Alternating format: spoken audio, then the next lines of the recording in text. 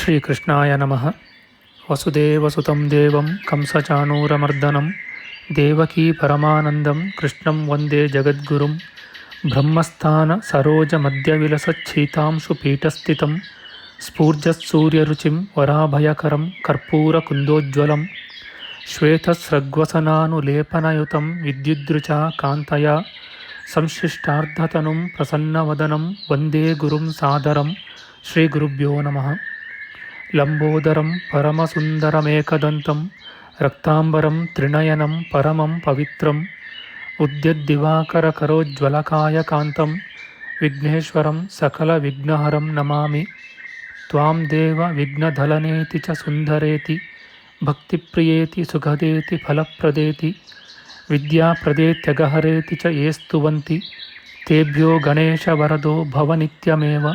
ಶ್ರೀಮಹಾಗಣಪತಯೇ ನಮಃ.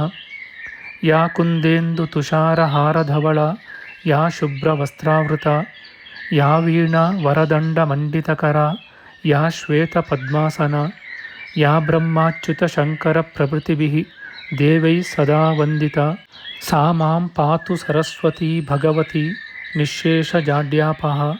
ಶ್ರೀ ಸರಸ್ವತ್ಯೇ ನಮಃ. ವೇದಾರ್ಥತತ್ವವಿಶದೀಕರಣೇನ ಪುಂಸಾಂ ಉಚ್ಚೈರ್ಗತಿಂ ಜಗತಿ ಯೋ ದಯಯಾ ವಿಧಾತುಂ ರಮ್ಯಾಂ ಪುರಾಣಪದವೀಂ ಪ್ರಣಿನಾಯ ತಸ್ಮೈ ಲೋಕೇಶವೈಭವಪುಷೇ ಋಷಯೇ ನಮಸ್ತಾತ್. ತಸ್ಮೈ ವ್ಯಾಸಾಯ ಮುನಯೇ ಸರ್ವಜ್ಞಾಯ ಮಹರ್ಷಯೇ ಪಾರಾಶರ್ಯಾಯ ಶಾಂತಾಯ ನಮೋ ನಾರಾಯಣಾತ್ಮನೇ. ಶ್ರೀವ್ಯಾಸಾಯ ನಮಃ. ನಾರಾಯಣಂ ನಮಸ್ಕೃತ್ಯ ನರಂ ಚೈವ ನರೋತ್ತಮಂ ದೇವೀಂ ಸರಸ್ವತೀಂ ವ್ಯಾಸಂ ತತೋ ಜಯಮುದೀರಯೇತ್. ಕನಕರುಚಿದುಕೂಲಃ ಕುಂಡಲೋಲ್ಲಾಸಿಗಲ್ಲಃ ಶಮಿತಭುವನಭಾರಃ ಕೋಪಿ ಲೀಲಾವತಾರಃ ತ್ರಿಭುವನಸುಖಕಾರಿ ಶೇಷಶಾಯೀ ಮುಕುಂದೋ ಪರಿಕಲಿತರಮಾಂಗೋ ಮಂಗಲಂ ನಸ್ತನೋತು.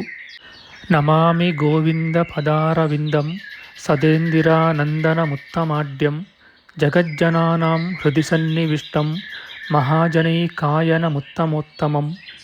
ನಮಸ್ತೆ ಚಕ್ರಹಸ್ತಾಯ ಶಾಂಗಹಸ್ತಾಯ ತೇ ನಮಃ. ನಂದಹಸ್ತಾಯ ತೇ ವಿಷ್ಣೋ ಶಂಖಹಸ್ತಾಯ ತೇ ನಮಃ. ಓಂ ನಮೋ ವಾಸುದೇವಾಯ ನಮಃ ಸಂಕರ್ಷಣಾಯ ಚ ಪ್ರದ್ಯುಮ್ನಾಯ ನಮಸ್ತುಭ್ಯಂ ಅನಿರುದ್ಧಾಯ ತೇ ನಮಃ. ದಂಷ್ಟ್ರಾಗ್ರೇಣೋ ಧೃತಾ ಗೌರು ದಧಿಪರಿವೃತಾ ಪರ್ವತೈರ್ನಿಮ್ನಗಾಭಿಃ ಸಾಕಂ ಮೃತ್ಪಿಂಡವದ್ಬೃಹದುರ್ವಪುಷಾನಂತರೂಪೇಣ ಯೇನ ಸೋಯಂ ಕಂಸಾಸುರಾರಿರ್ಮುರನರಕದಶಾಸ್ಯಾಂತಕೃತ್ಸರ್ವಸಂಸ್ಥಃ ಕೃಷ್ಣೋ ವಿಷ್ಣುಃಸುರೇಶೋ ನುದತು ಮಮ ರಿಪೂನ್ ಆದಿದೇವೋ ವರಾಹಃ. ನಮಸ್ತಸ್ಮೈ ವರಾಹಾಯ ಲೀಲಯೋದ್ಧರತೆ ಮಹೀಂ ಖುರಮಧ್ಯಗತೋ ಯಸ್ಯ ಮೇರುಖಣಖಣಾಯತೆ. ಶ್ರೀ ವರಾಹಮೂರ್ತಯೇ ನಮಃ. ಪ್ರಿಯ ಬಾಂಧವರೇ, ನಮ್ಮ ಈ ಶ್ರೀ ಲಾಲೀಕೃಷ್ಣ ಚಾನಲ್ಗೆ ಸ್ವಾಗತ. ಇಂದಿನ ವಿಡಿಯೋದಲ್ಲಿ ನಾವು ಶ್ರೀ ವರಾಹ ಮಹಾಪುರಾಣದ 146ನೆಯ ಅಧ್ಯಾಯದ ಪೂರ್ವಭಾಗದ ವಿಚಾರ ಮಾಡೋಣ. ಈ ಅಧ್ಯಾಯದಲ್ಲಿ ರುರುಕ್ಷೇತ್ರ, ಹೃಷಿಕೇಶ ಮಹಿಮೆ, ದೇವದತ್ತ ಮುನಿಯ ತಪಸ್ಸು, ಆತನು ಪ್ರಮ್ಲೋಚೆ ಎಂಬ ಅಪ್ಸರ ಸ್ತ್ರೀಯನ್ನು ಮೋಹಿಸಿದುದು, ದೇವದತ್ತ ಪ್ರಮ್ಲೋಚೆಯರ ಪುತ್ರಿ ರುರುವಿನ ಕಥೆಯ ವಿಚಾರ ಮಾಡೋಣ. ಶ್ರೀಕೃಷ್ಣಾಯ ನಮಃ. ಸೂತಮುನಿಯು ಹೇಳುತ್ತಾನೆ, ಭೂದೇವಿಯು ಸಾಲಗ್ರಾಮ ಕ್ಷೇತ್ರದ ರಹಸ್ಯವೂ ಅತಿಶಯವೂ ಆದ ಮಹಿಮೆಯನ್ನು ಕೇಳಿ ಅತ್ಯಾಶ್ಚರ್ಯಗೊಂಡು ಸಂತೋಷದಿಂದ ಮುಂದಿನ ಮಾತನಾಡಿದಳು.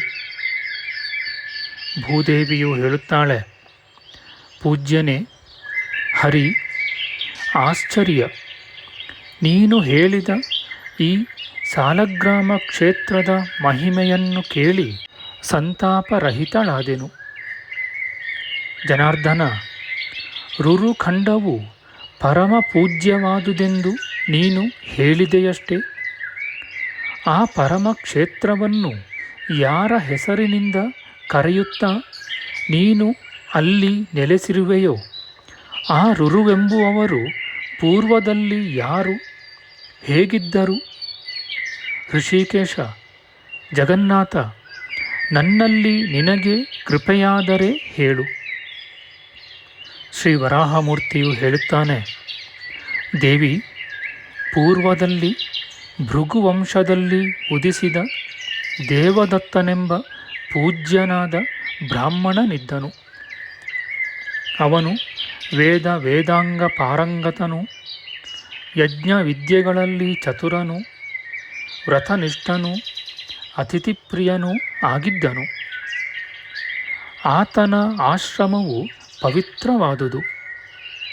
ಪವಿತ್ರವಾದ ಮರ ಬಳ್ಳಿಗಳಿಂದಲೂ ಶಾಂತವಾದ ಮೃಗಗಳ ಗುಂಪಿನಿಂದಲೂ ಗೆಡ್ಡೆ ಗೆಣಸು ಹಣ್ಣು ಕಾಯಿಗಳಿಂದಲೂ ಕೂಡಿದುದು. ದೇವದತ್ತ ಮುನೀಶ್ವರನು ಅಲ್ಲಿ ಉಗ್ರವಾದ ತಪಸ್ಸನ್ನು ಮಾಡುತ್ತಿದ್ದನು. ದೇವದತ್ತ ಮುನಿಯು 10,000 ವರ್ಷಗಳ ಕಾಲ ಪೂರ್ತಿಯಾಗಿ ತಪಸ್ಸನ್ನು ಮಾಡುತ್ತಿರಲು ಬಳಿಕ ಪ್ರಭುವಾದ ಇಂದ್ರನು ಕದಡಿದ ಮನಸ್ಸು ಇಂದ್ರಿಯಗಳು ಉಳ್ಳವನಾಗಿ ವಸಂತನೊಡಗೂಡಿದ ಕಾಮನನ್ನು ಸಖಿಯರೊಡಗೂಡಿರುವ ಗಂಧರ್ವರನ್ನು ಕುರಿತು ಇಂಪಾದ ಮಾತಿನಿಂದ, ಅಹೋ ಮಿತ್ರರೇ, ನನಗೊಂದು ದೊಡ್ಡ ಕೆಲಸ ಒದಗಿದೆ. ಆ ವಿಚಾರದಲ್ಲಿ ಯೋಚಿಸುತ್ತಿರುವ ನನಗೆ ನೀವೇ ಒಳ್ಳೆಯ ದಿಕ್ಕಾಗಿರುವಿರಿ. ನಿಮ್ಮ ಅನುಗ್ರಹದಿಂದ ನಾನು ಸ್ವಸ್ಥನೂ ನಿರ್ಭಯನೂ ಆಗುವಂತೆ ತಕ್ಕುದನ್ನು ಯೋಚಿಸಿರಿ ಎಂದು ಹೇಳಿದನು. ಇಂದ್ರನ ಆ ಮಾತನ್ನು ಕೇಳಿ ಆ ಕಾಮ ಮಲಯಾನಿಲಾದಿಗಳು ಆ ದೇವರಾಜನನ್ನು ಕುರಿತು, ನಿನಗೆ ಪ್ರಿಯವಾದುದನ್ನು ಆಜ್ಞಾಪಿಸು, ನಿನ್ನ ಅಪ್ಪಣೆಯೆಂಬ ಅನುಗ್ರಹದಿಂದ ಯಾವ ಜಿತೇಂದ್ರಿಯನ ಮನಸ್ಸನ್ನು ಚೆನ್ನಾಗಿ ಕಲಕೋಣ, ಯಾವ ಅತಿ ಮನೋಹರನ ಅತ್ಯುಗ್ರವಾದ ತಪಸ್ಸನ್ನು ತಪ್ಪಿಸೋಣ, ಬೇಗ ಹೇಳು, ಸುಖಿಯಾಗು ಎಂದು ಭಿನ್ನಯಿಸಿದರು. ಹೀಗೆ ಹೇಳಿಸಿಕೊಂಡ ಇಂದ್ರನು ಅವರನ್ನು ಗೌರವಿಸುತ್ತಾ, ನಿಮ್ಮನ್ನು ನೋಡಿದಾಗಲೇ ನನ್ನ ಚಿಂತೆಯು ಹೊರಟು ಹೋಯಿತು. ನನ್ನ ಕೆಲಸವು ಕೈಗೂಡಿದಂತೆಯೇ. ಅದೇನೆಂಬುದನ್ನು ಎಲ್ಲರೂ ಕೇಳಿ. ಅತಿ ಮನೋಹರವಾದ ಹಿಮಗಿರಿಯಲ್ಲಿ ವಿಷ್ಣುವನ್ನು ಆಶ್ರಯಿಸಿರುವ ದೇವದತ್ತನೆಂಬ ಪ್ರಸಿದ್ಧನಾದ ಋಷಿಯು ನಿಜವಾಗಿಯೂ ನನ್ನ ಪದವಿಯನ್ನು ಅಪಹರಿಸಬೇಕೆಂದು ಉಗ್ರವಾದ ತಪಸ್ಸನ್ನು ಮಾಡುತ್ತಿರುವನು. ಆ ತಪಸ್ಸನ್ನು ತಪ್ಪಿಸಿರಿ ಎಂದನು. ಇಂದ್ರನಿಂದ ಹಾಗೆ ಹೇಳಿಸಿಕೊಂಡ ಮನ್ಮಥನೇ ಮೊದಲಾದ ಅವರು ಇಂದ್ರನ ಆಜ್ಞೆಯನ್ನು ಶಿರಸಾವಹಿಸಿ ಬೇಗನೆ ಹೊರಡಲು ಮನಸ್ಸು ಮಾಡಿದರು. ದೇವೇಂದ್ರನು ವಸಂತನನ್ನು ಮಲಯಾನಿಲನನ್ನು ಮೊದಲು ಕಳುಹಿಸಿ ಬಳಿಕ ಪ್ರಮ್ಲೋಚೆಯೆಂಬ ಹೆಸರಿನ ಅಪ್ಸರ ಸ್ತ್ರೀಯನ್ನು ಪ್ರೀತಿಯಿಂದ ಮೊದಲು ಹೊಗಳಿ ಗೌರವಿಸುತ್ತಾ ಮುಂದಿನಂತೆ ಆಕೆಗೆ ಹೇಳಿದನು. ದೇವಿ ಕಲ್ಯಾಣಿ, ದೇವದತ್ತನೆಂಬ ಮುನಿಯ ವಿಜಯಕ್ಕಾಗಿ ಆತನ ಆಶ್ರಮವು ಭೂಮಿಯಲ್ಲಿ ಎಲ್ಲಿದೆಯೋ ಅಲ್ಲಿಗೆ ಹೋಗು. ಮನೋಹರವಾದ ನಿನ್ನ ವಿಲಾಸಗಳಿಂದ ಅವನನ್ನು ಮೋಹಗೊಳಿಸಿ ವಿಷ್ಣುವಿನ ಸಮೀಪದಿಂದ ಆತನನ್ನು ವಶಪಡಿಸಿಕೊ. ಯಾವಾಗಲೂ ನನ್ನ ಕಾರ್ಯಗಳನ್ನು ಮಾಡುವ ನೀನು ಇದರಿಂದ ನನಗೆ ಅತಿಶಯವಾದ ಪ್ರೀತಿಯುಂಟಾಗುವಂತೆ ಮಾಡು. ಇಂದ್ರನ ಅಪ್ಪಣೆಯನ್ನು ಪಡೆದು ಪ್ರಮ್ಲೋಚೆಯು ದೇವದತ್ತ ಮುನಿಯ ಆಶ್ರಮಕ್ಕೆ ಹೊರಟು ಹೋದಳು. ಸುಂದರಿಯು ಬಗೆ ಬಗೆಯ ಮರ ಬಳ್ಳಿಗಳಿಂದಲೂ ಕೋಗಿಲೆಗಳ ಮಧುರವಾದ ಆಲಾಪಗಳಿಂದಲೂ ಮಾವಿನ ಹೂಗೊಂಚಲುಗಳಲ್ಲಿ ಮುತ್ತಿರುವ ಸಂತೋಷವುಳ್ಳ ದುಂಬಿಗಳ ಗುಂಪಿನಿಂದಲೂ ಝೇಂಕರಿಸುತ್ತಿರುವ ಮದಿಸಿದ ದುಂಬಿಗಳ ಇನಿದಾದ ದನಿಯಿಂದಲೂ ವೇದವಿದರಿಂದಲೂ ತುಂಬಿರುವುದು.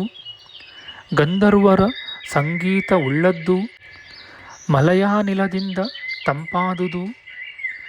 ಅರಳಿದ ಕಮಲಗಳ ಸರೋವರ ಉಳ್ಳದ್ದು, ಅತಿ ನಿರ್ಮಲವಾದ ಜಲಾಶಯಗಳುಳ್ಳದ್ದು. ಮುನಿಯ ಮಹಿಮೆಯಿಂದ ಕ್ರೂರತನವನ್ನು ಬಿಟ್ಟಿರುವ ಸ್ಥಳ ಜಲಚರಗಳುಳ್ಳದ್ದು. ಇಂಪಾದ ಸುವಾಸನೆಯಿಂದ ಮನೋಹರವಾದುದು, ಮನಸ್ಸನ್ನು ಚಂಚಲಗೊಳಿಸುವುದೂ ಆಗಿ ದೇವದತ್ತ ಋಷಿಯಿರುವ ರಮ್ಯವಾದ ಉಪವನದಲ್ಲಿ ಪ್ರವೇಶಿಸಿ ಆ ಮುನಿಯು ಬಹುಕಾಲದ ಮೇಲೆ ಸಮಾಧಿ ಯೋಗದಿಂದ ಬಹಿರ್ಮುಖನಾಗಿ ಧ್ಯಾನವನ್ನು ನಿಲ್ಲಿಸಿದಾಗ ಅತಿ ಮಧುರವಾದ ಗೀತವನ್ನು ಹಾಡಿದಳು. ಅದೇ ಕ್ಷಣದಲ್ಲಿಯೇ ದೇವಮಿತ್ರರಾದ ಗಂಧರ್ವರು ಗಾನ ಮಾಡಲಾರಂಭಿಸಿದರು. ಪಂಚಬಾಣನಾದ ಕಾಮನು ಸಮಯವನ್ನರಿತು ಆಗಲೇ ಬಿಲ್ಲನ್ನು ಸೆಳೆದು ಶಾಂತನು, ಮುಂದಿನ ಅದೃಷ್ಟ ಬಲಕ್ಕೊಳಗಾದವನೂ ಆದ ಆ ಮುನಿಗೆ ಗುರಿಯಿಟ್ಟು ಪುಷ್ಪ ಬಾಣಗಳನ್ನು ಪ್ರಯೋಗಿಸಿದನು. ಅತಿ ತೀಕ್ಷ್ಣವ್ರತಿಯಾದ ಆ ಮುನಿಯು ಪಂಚಮಾಲಾಪ ಸುಂದರವಾದ ಆ ಇಂಪಾದ ಗಾನವನ್ನು ಕೇಳಿ ಕದಡಿದ ಮನಸ್ಸುಳ್ಳವನಾದನು. ಮನ್ಮಥನು ಜಾಗರೂಕನಾಗಿ ಮತ್ತೆ ಮತ್ತೆ ಬಿಲ್ಲನ್ನು ಸೆಳೆದು ಬಾಣಗಳನ್ನು ಬಿಟ್ಟನು. ದೇವವ್ರತನು ಜಿತೇಂದ್ರಿಯನಾದರೂ ಕಲಕಿದ ಮನಸ್ಸುಳ್ಳವನಾಗಿ ಸಂತೋಷಗೊಂಡು ಗೀತವೆಲ್ಲಿಯದೆಂದು ಆಶ್ರಮದೆಡೆಯಲ್ಲಿ ನೋಡುತ್ತಾ ಸಂಚರಿಸಿದನು. ಚಂಡಾಡುತ್ತಿದ್ದ ಕೃಶಾಂಗಿಯಾದ ಆ ಪ್ರಮ್ಲೋಚೆಯನ್ನು ದೂರದಲ್ಲಿಯೇ ನೋಡಿದನು. ಆ ಸುಂದರಾಂಗಿಯನ್ನು ನೋಡಿದ ಮಾತ್ರದಲ್ಲಿಯೇ ಕಾಮಬಾಣದಿಂದ ಪೀಡಿತನಾಗಿ ಆ ಮಹಾಮುನಿಯು ನಗುತ್ತಾ ಅವಳ ಹತ್ತಿರಕ್ಕೆ ಹೋದನು.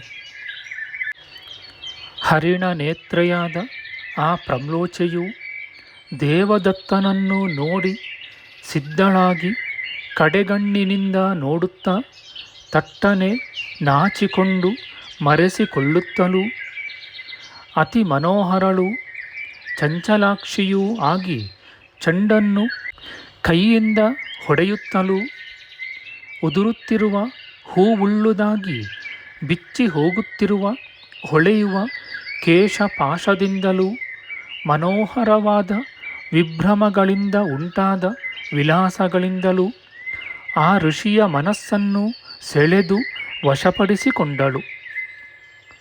ಅಷ್ಟರಲ್ಲಿಯೇ ದಕ್ಷಿಣ ದಿಕ್ಕಿನ ಮಂದ ಮಾರುತವು ಬಿಚ್ಚಿಹೋದ ಉಡಿಗಂಟುಳ್ಳ ಒಡ್ಯಾಣದಿಂದ ಕೂಡಿದ ಅವಳ ನವಿರು ಸೀರೆಯನ್ನು ಹಾರಿಬಿಟ್ಟಿತು. ಪುಷ್ಪಬಾಣನು ಸಮಯವನ್ನರಿತು ಆತನನ್ನು ಸುಮಬಾಣದಿಂದ ಹೊಡೆದನು. ಸಮ್ಮೋಹಿತನಾದ ಆ ಮುನಿಯಾದರೂ ಆಕೆಯ ಹತ್ತಿರ ಹೋಗಿ, ಸುಂದರಿ, ನೀನು ಯಾರು? ಯಾರವಳು? ಈ ವನದಲ್ಲಿ ಏನು ಮಾಡಲು ಬಯಸುವೆ? ನಮ್ಮಂತಹ ಮೃಗಗಳನ್ನು ಅರಸುತ್ತೀಯೇನು? ಸುಂದರೋರು ನಮ್ಮನ್ನು ನಿನ್ನ ಬಾಹುಪಾಶದಿಂದ ಕಟ್ಟಿ ಹಿಡಿದುಕೊಂಡು ಏನು ಮಾಡಬೇಕೆಂದಿರುವೆ? ನಿಜವಾಗಿಯೂ ನಿನಗೆ ಅಧೀನರಾದ ನಮ್ಮಿಂದ ಏನೇನನ್ನು ಮಾಡಿಸುವೆಯೋ ಅದೆಲ್ಲವನ್ನೂ ನಾವು ಮಾಡುವೆವು.